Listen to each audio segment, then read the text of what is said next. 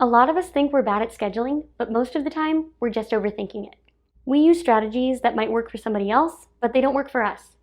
It can feel overwhelming trying to organize your schedule, especially if you have a lot to do. Maybe you feel like you're constantly behind, your days disappear before you get to do what matters, or you've tried planners and systems before, but nothing seems to stick. It might feel like you just don't have the right tools or the right method. But here's the good news. You don't need a complicated system to get organized. And you don't need to buy a bunch of new supplies either. In fact, you may already have everything you need lying around your house. In this video, we'll talk about how to make a schedule and get on track the simple way, 3 simple low-cost or free tools you need to get started, and how to plan your schedule without getting bogged down in the details. Let's get into the video.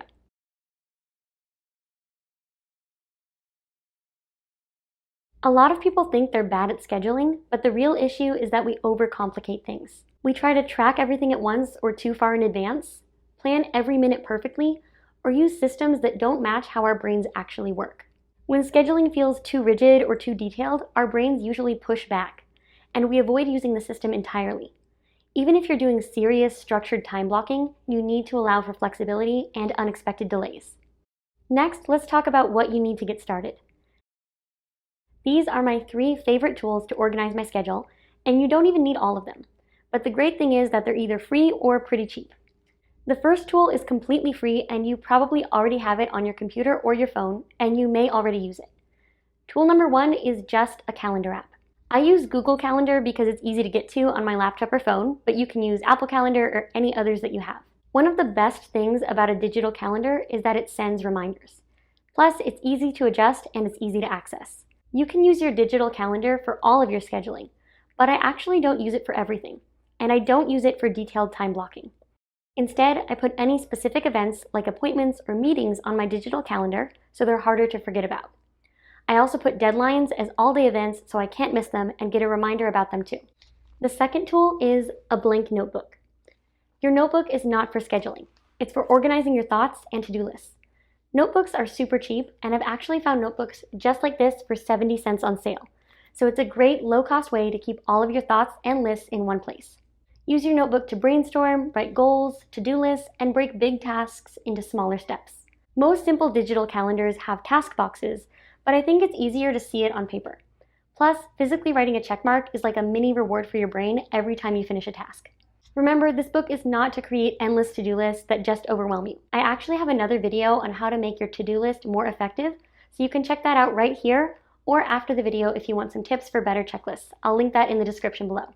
And finally, the last tool is a physical planner or wall calendar. These tools are not essential, but I think they really help. A wall calendar is great for seeing important dates in plain sight without having to remember to check your notifications or planner. If you're really visual or tend to forget about important dates, you may want to lean toward a wall calendar or get both a wall calendar and a planner. If you decide to go for a planner, it's important to remember that there are different kinds for different people. I prefer appointment books because I can check things off throughout my day at specific times, and they can make time blocking easier on paper. Other planners have spaces to write or make daily notes if that's something that you like to do. It really just depends on your preferences. The planner is probably the most expensive item on the list, so usually I just look for the cheapest one that looks usable, and I can usually find them from anywhere from $3 to $7 online. You may also be able to find free printable versions online that you can print out and staple together if you prefer not to buy one. Now that we've talked about tools, let's talk about how to build a simple scheduling system that actually works for you in just 3 simple steps. Step 1. Start with just the fixed commitments. With whichever of the tools you chose, write down or block in just your fixed commitments. At this step, you can block in meetings, classes, and deadlines, but leave everything else blank. Don't even account for study or prep time right now, just actual meeting time or appointment time. If you have to commute to any of these events, you can add in a time block for when you have to leave, but keep it really light right now. We're just blocking in the minimum. Step 2. Add flexible blocks of time. There are 2 ways I like to go about the next step.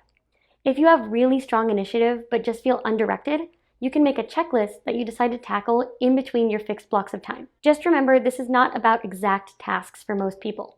For example, you likely won't block in a 2-hour block that says, write argumentative essay for English 101. Instead, you can just write down study time. If you use the second method, I also like to write a checklist alongside it so I can keep track of what needs to be done. The checklist is what's specific and explains exactly what I need to do. This is where you could list your essay. But the time block is really just a general idea of what you need to be doing at that time.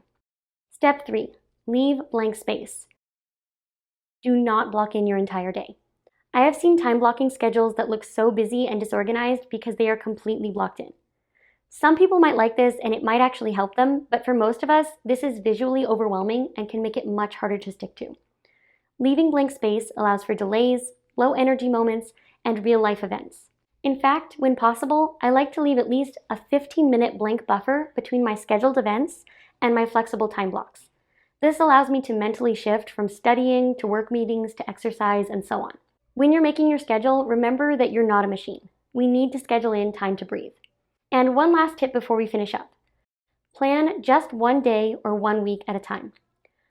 I prefer to plan my week on Sundays, or sometimes even just plan each day as it comes. You can burn yourself out on scheduling just like anything else, so take it easy and don't overdo it. And remember, a schedule is just a tool. It's not a rule book. If something doesn't get done or you realize you've overscheduled yourself, take that as a learning experience, adjust for it, and move on. You've got this. Alright, that's it for today's video. Let me know in the comments what your favorite scheduling tool is and which ones you tend to avoid. I would love to hear from you. If this video helped you, please leave a like and subscribe to the channel for more videos just like this, and I will see you in the next one. Bye!